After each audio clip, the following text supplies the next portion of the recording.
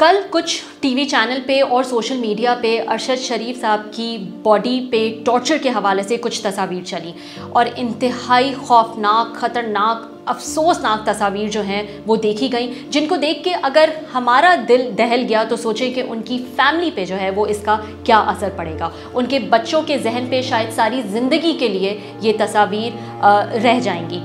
इस तस्वीर ने कई सवालात उठा दिए हैं। यहाँ पे ये बताना ज़रूरी है कि जब अरशद शरीफ साहब केन्या से उनकी बॉडी लाई गई थी तो उनके जो करीबी साथी थे, जो उनके साथ काम करते थे, जो जर्नलिस्ट हजरात थे, वो मॉर्चरी में मौजूद थे। किसी ने भी किसी किस्म के टॉर्चर की निशानदेही जो है वो उस वक्त नहीं की थी। सवाल यहाँ पे ये भी बनता है कि ये जो तस्वीर दिखाई गई, क्या जो केन्या में पोस्टमार्टम हुआ क्या ये उसके मुताबिक थी, या फिर जो पाकिस्तान में पोस्टमार्टम हुआ ये उसके मुताबिक थी। पोस्टमार्टम से रिलेटेड यहाँ पे कुछ बैकग्राउंड बताना जो है वो ज़रूरी है। जब अरशद शरीफ साहब का कत्ल हुआ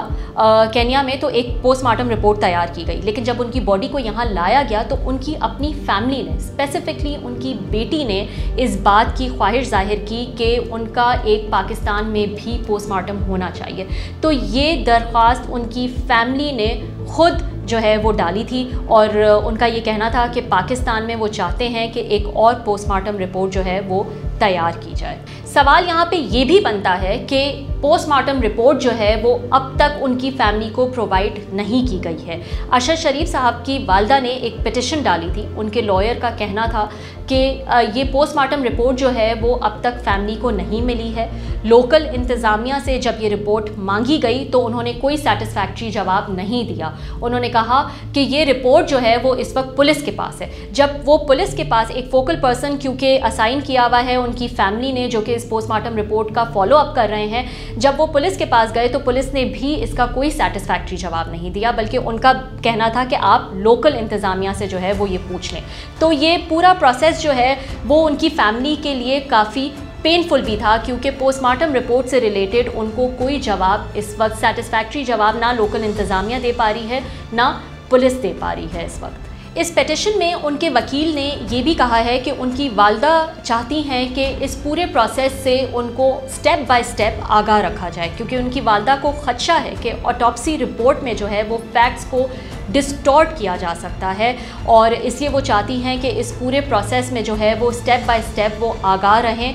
और उनका एक और बहुत अहम मुतालबा था इस पोस्टमार्टम रिपोर्ट को लेकर। उनका कहना था कि वो चाहती हैं कि इस रिपोर्ट को पब्लिक होने से पहले ये रिपोर्ट फैमिली को दे दी जाए। तो ये दो मुतालबात किए थे। 8 नवंबर यानी मंडे के दिन इस्लामाबाद हाई कोर्ट ने एक नोटिस भी जारी किया है पिम्स अस्पताल और लोकल इंतज़ामिया को कि क्यों इस किस्म का डिले जो है वो किया जा रहा है पोस्टमार्टम रिपोर्ट को लेकर। तो जब ये पोस्टमार्टम रिपोर्ट जो है वो अब तक उनकी वालदा को नहीं मिली, जब ये पब्लिक नहीं हुई, तो क्या मकसद था पोस्टमार्टम रिपोर्ट के आने से पहले कि ये तस्वीर जो हैं वो मीडिया पे इस तरह से लीक कर दी जाए। एक दूसरा सवाल, अगर ये मान भी लिया जाए कि उनकी बॉडी पे ये टॉर्चर के निशानात मौजूद हैं,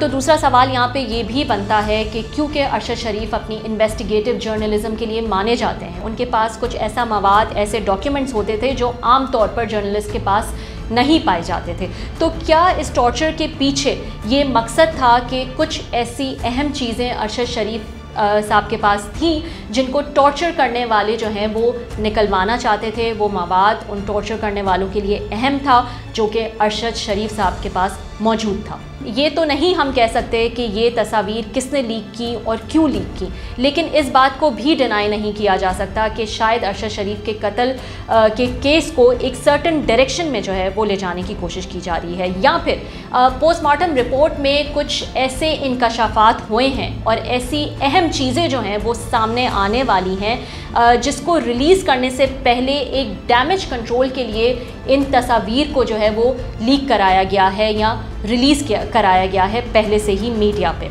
एक और बहुत इम्पॉर्टेंट फैक्ट जो है वो यहाँ पे मैं बताना चाहूँगी कि फैक्ट फोकस की जो रीसेंट रिपोर्ट आई है उसके मुताबिक अरशद शरीफ साहब के जो स्पॉन्सर थे यानी कि वकार अहमद, उन्होंने 7 तारीख को ही अरशद शरीफ को स्पॉन्सर लेटर भेज दिया था। और इस फैक्ट फोकस की रिपोर्ट के मुताबिक इन्वेस्टिगेशन टीम ने इस बात का इंकशाफ किया है कि 8 अगस्त को 8 को उनको ऑनलाइन वीज़ा केन्या का मिल गया था। जबकि इससे पहले ये बात हो चुकी है कि उनके जो साथी जर्नलिस्ट हैं, जो उनसे क्लोज़ थे, जिनकी उनसे हर वक्त बातचीत रहती थी, उन्होंने ये बताया है कि शहबाज गिल, जिनको 7 अगस्त को पकड़ा गया था, उसके बाद अरशद शरीफ को इस बात का ख़दशा था कि शायद उनको भी जो है वो पकड़ लिया जाए, और वो एक ख़तरा महसूस कर रहे थे, इसलिए वो फ़ौरन दुबई चले गए थे। और जब दुबई में अथॉरिटीज़ ने उनसे कहा कि आप यहाँ नहीं रह सकते, आपको यहाँ से मूव करना पड़ेगा, तब उन्होंने डिसाइड किया कि वो केन्या चले जाएं। तो ये एक